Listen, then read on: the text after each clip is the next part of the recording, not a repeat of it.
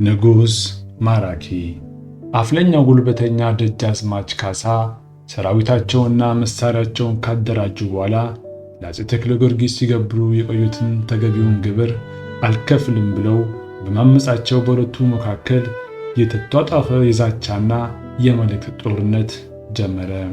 አፄው ትኩሱን ጉልበተኛ ደጃዝማቹን ለማስፈራራትና ሰጥ ለጥ ብለው መገዛታቸውና መገበራቸውን እንዲቀጥሉ ለመምከር ሲሉ የሰራዊታቸውን ብዛት የካሳን ጭፍሮች ቀርቶ በመላው ኢትዮጵያ የነበሩ ተቃዋሚዎችን ሁሉ ሊያጥለቀልቀው እንደሚችል ለማሳወቅ ሲሉ በአንድ ስልቻ ጤፍ ጋር የሰራዊቴ ብዛት በዚህ ልክ ነው ብለው ላኩባቸው። ደጃዝማቹም ሰራዊት ይህን ያህል ቢበዛም እኔም እንደዚህ ቆልቼ ነው የምልክ ብለው ስልቻውን ሙሉ ጤፍ ቆልተው መልሰው ይልኩላቸዋል።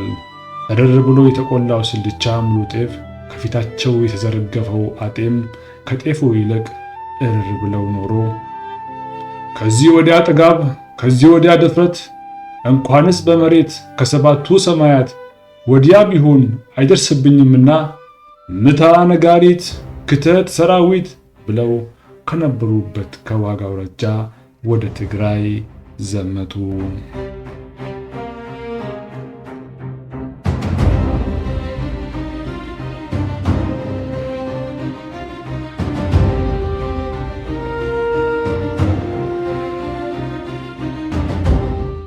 የሁለቱ ዘውድ ተናጣቂዎች ሰራዊት አድዋ አጠገብ ከሚገኘው አስም ከተባለው ወንዝ ላይ ሐምሌ 5 ቀን 1863 ጦርነት ገጠመ።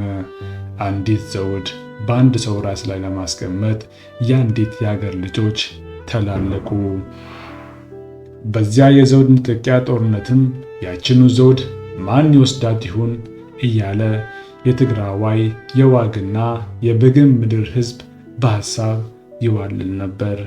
አፍለኛው ጉልበተኛው ደጃዝማች ካሳ ከቤታቸው በራፍ ድረስ ሰተት ብሎ የገባላቸውን ጦር ዙሪያውን አስከብበው እንደ ስልቻው ጤፍ ሲቆሉት ዋሉ።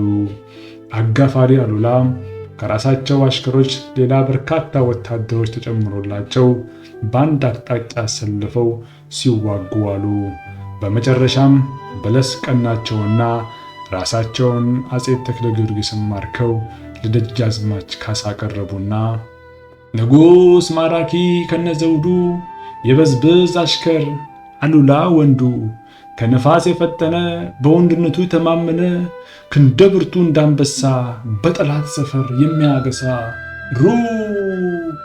ሩቅ አዳሪ ብለው ፉከራውን ሳይጨርሱ ሲቃ ተናነቃቸውና ከጌታቸው ፊት እንደተንበረከኩ አይኖቻቸውን አፍጠው ዝም ሲሉ ጌታቸው በዝብዝ ካሳ አስጠርተው የእንግሊዝ ጦር አዝማች የነበረው ጀነራል ናፒር ከሰጣቸው ሁለቱ ዲሞፍተር ጠመንጃዎች አንዱን ሸለሟቸው። አባ በዝብዝ ካሳ የጌታቸውን ባለ አፄ ተክለ ጊዮርጊስን እጅ ከጨበጡ በኋላ በድል አድራጊነት ወደ መቀሌ እንደተመለሱም አሉላን ከአጋፋሪነት የሻለቃነት ማዕረግና ድንጉላ ፈረስ አባ ነጋ ብለው ሰይመው ሁለተኛ ሽልማት ሸለሟቸው። ከዚያ በኋላ ያሉላ ዝና ያሉላ ጀግንነት ከባልገዳ አርያ ግቢ ወጥቶ ከአባ በዝብዝ ግዛት አልፎ በመረብ ምላሽ ከተከዜ ማዶ ከጥራር ወዲህ አባይን ተሻግሮ ማስተጋባት ጀመረ። ከእረኛ እስከ መኳንንቱ አዝማሪዎች ያሉላን ጀግንነት ማወደስና ማሞጋገስ ሆነ። ንጉሥ የማረከ ከነሰራዊቱ እንደምን ብርቱ ነው አሉላ የሚሉት። የንጉሥ ሰራዊት አድዋ ድረስ መጣ፣ አሉላ ቢገጥመው ብትንትኑ ወጣ። አይኑ አነጣጣሪ እግሩ ተወርዋሪ አሉላ አይደለም ወይ ንጉሥ አሳፋሪ። እንደምን ትኩራ አሉላ እናት፣ እንደምን ትኩራ አሉላ ሚስት፣ ንጉሥ በጨበጠው ባያሉ ክንድ እየተባለ በሜዳና በየወንዙ በየሰርጉ ቤት ይዘፈን ጀመር። በዝብዝ ካሳም አሉላ ከእጃቸው እንዳይወጣ ያተኩሩበት ጀመር። የቅርብ ቤተ ዘመድ ፈልገው እጇን ላሉላ ሰጥተው ክንዱንና ወንድነቱን ላልጋቸው ማጠናከሪያ ማድረጋቸው ዋና ምኞታቸው ሆነ።